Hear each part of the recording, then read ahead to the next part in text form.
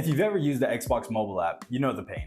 It feels like an afterthought and not like it's even a part of the Xbox app at all. As a UX designer and an actual Xbox player, I just knew I had to redesign at least the mobile app.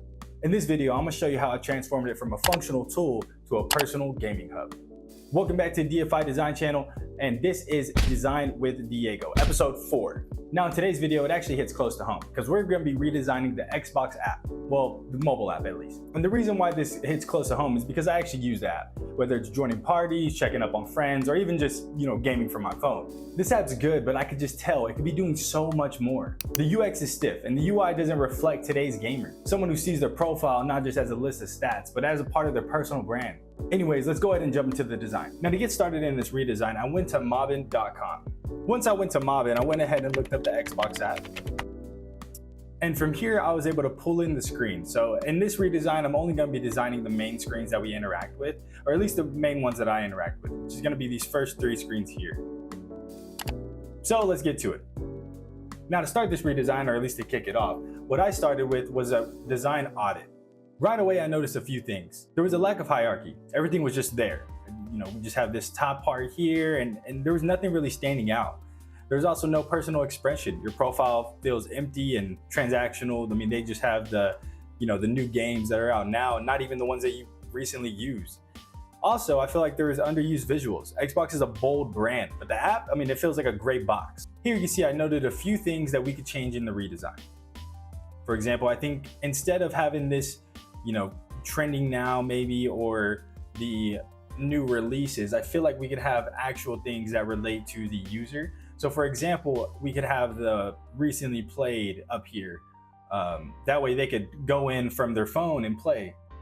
The next thing is, I thought that we could go ahead and we can make it the trending now. I think this is a good use of this space, as well as having an option to see our friends and see who's online straight from the home screen. I don't want to have to go into a separate page to see where my friends are. Then I went ahead and looked at one of the detailed game pages. For example, I want to take this image of the Forza Horizon 5 and blow it up and go ahead and just take it to the top. Maybe we can do some type of text, overlay. That way we have it, readable, accessible, but not boring. I also thought that maybe we could separate these buttons, which I end up keeping together just because they work together. They're related, they work together. There's no need to separate them. Furthermore, I thought that we could go ahead and have 2 separate sections for the rating. One where you have the actual rating, at the top of the game, maybe where the title is, for example. And then on the bottom, you can have the actual description of the rating so you know what it means. Then we have the actual details that we're just gonna end up moving up, and then we'll add in some other stuff to fill the space down here at the bottom. And last but not least, we went ahead and took a look at the social page. And here, I couldn't really think of too many options where we could innovate, but one thing I did think of was actually using there's a community in the Xbox app where you can find groups and other people that play similar games that you do. And I feel like having the community be at the front page of this, social page would relate closer to the actual page than just having your friends. Obviously, you want to interact with your friends, but you also want people to engage with new people. You want people to connect and create a community. And so that's why I feel like we could foster that with having the community page be at least the open tab, or at least be on there. So we made a couple changes, but we'll get there after this. After I got done with my audit, I had to go ahead and jump over into wireframe. So let's go ahead and get into that. Now here's my initial wireframe for at least the home page. You can see I started off with the grid.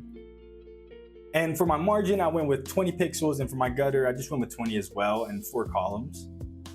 But this helped me keep everything aligned and ensure there was consistency throughout the page. But once I jumped into the wireframes, this is why I started rethinking the structure and the strategy of the app. I reorganized the hierarchy to highlight you or your games, as well as your friends and your brand. So you can see here, this top part is where I imagined that there would be more games, or at least the trending game. Sorry, not the trending game, but the game that you were recently playing. And then at the top here, we have your personal kind of hub, your personal brand is kind of how I wanted to frame it. And we have your profile picture, name, of course, the normal stuff you gotta have. I moved the trending now, or the games that they want to promote. I moved that right below to the trending now section, and then our friends that are online, I went ahead and have that right below. So that way I can hop into the game that I was just playing, or I can look at the games that are trending right now. Maybe I want to check out a new game, as well as seeing which friends are online, and I can look at all that straight from the home screen, and I don't have to go digging through pages. Next, let's go over to that detail page. So here's where we really get to start changing a lot of stuff. So as you can see, we went ahead and blew up the image at the top here, so that way you could have a more immersed feel, if you will. I have the title right below, and this is kind of what I was talking about with the overlay. So this way we have the title in a clear, accessible area for someone to get to, someone to see. It's not hard to find at all. It's not covered by the image. And then we have the rating over here to the right. Now, this is what I was talking about with having the rating kind of as you have it at the top, almost like if you were buying a game, you see the rating at the top. You don't really know what it means until you flip it over and read what it means. It's been a long time since I bought a physical game, but not the point. This could be here, so that way you could look at it, you click on it, it scrolls, or smooth scrolls to the bottom, and you could read what the E for everyone means. As well as maybe you could even have it to where you click on it and maybe a modal pops up, or have it automated or animated to where it slides out to the left, and then maybe it could slide out to the left and then have the text be there on the right and kind of tell you at least briefly what it's there for. Below that, I have the description. As you can tell, before, our description was it was actually at the bottom right below the details, and that's kind of why I wanted to move it up, because I understand that the rating is important, but I feel like the description of the actual game is more important. But I don't know, maybe there's some laws there that I'm just not clear on. So then we have the description. Below that, we have the details, capabilities, more, all that good stuff. I went ahead and blew up the images, made them a little bit bigger. Just it's more fun, of course. And then we have our add-ons. You always have your add-ons with the games, and so I kind of have that at the bottom. And then below that is where you would have the rated E for everyone rating, and where it'd be broken out so that you could actually read it. Then last but not least, we went ahead and tackled that social page. So there was a couple changes that we made here. So as you can tell from the main page, we added that community page that I was talking about. And here's where I felt like there was an opportunity for connection within the Xbox community. I don't know how many times I'm gonna say community, but someone count it up, because it's got a lot. It's gonna be a lot. But we could have the groups up here, the groups down here at the bottom. Up here we would have just what's going on in Xbox news. You can click on it, check it out. You have the groups here. You scroll down, maybe have some more communities or events that are going on, who's live right now, and stuff like that. I think it would be a lot more engaging. I feel like I would actually go on the Xbox app to do something other than just connect with my friends. I could connect with the community. I could post. I could. There's a lot more in there than I feel like they're showing. So we still have the community, and we still have the basic my friends and parties and chats. We have our social and our image as well. I also got rid of, I didn't get rid of nothing. Never mind, I'm a liar. Okay, so you have the social image, and then you have your connections over here. So your party icon, and then to write a new post. But of course, we want to see, what does it look like, Diego? What does it actually look like whenever you actually add in the color and make it pop? Well, I'm about to show you. So let's go ahead and check out the high fidelity mockup. Now for the fun part, the high fidelity. Let's break down the key screens and kind of what we were talking about and what it looks like brought to life. So here we have the home screen.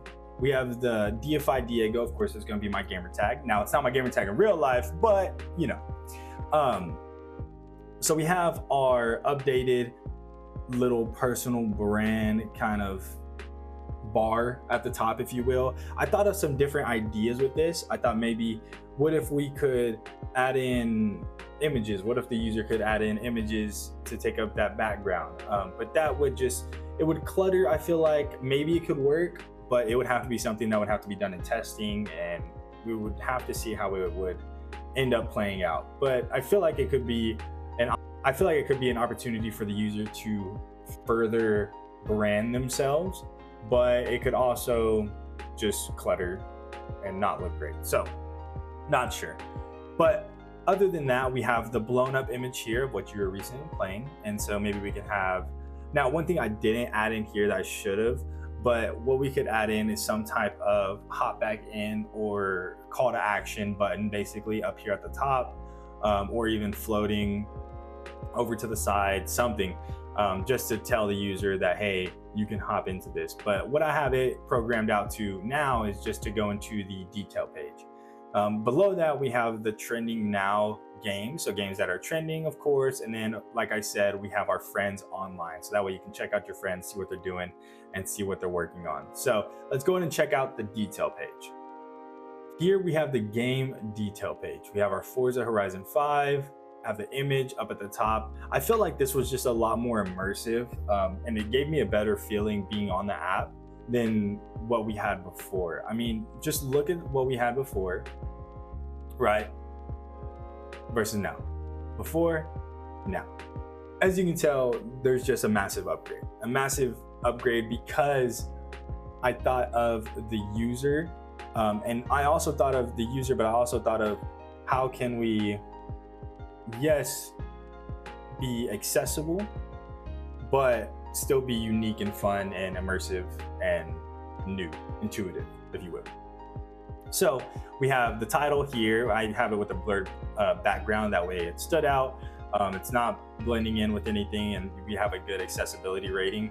Now, I didn't test the accessibility rating on this, but that is something that you would want to do. And I would say, if anything, honestly, if it was just a black bar, I feel like it would also look perfectly fine. So, but then we have our rated E for everyone. We have our description right below that. And then we have our images of our details. And one thing that I actually, so we have our description of the details, capabilities, and more, where you can check out the images, and then we have our add-ons here at the bottom that you can check out.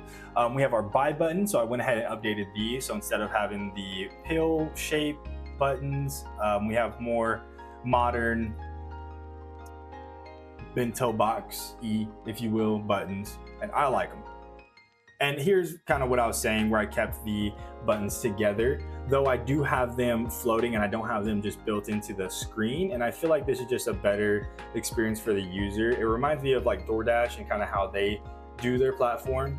And so I thought this was just easier to use, and you can get to the buy button anywhere on the screen, wherever. You don't have to scroll all the way to the top and have time to change your mind. You know, you got to think of those things.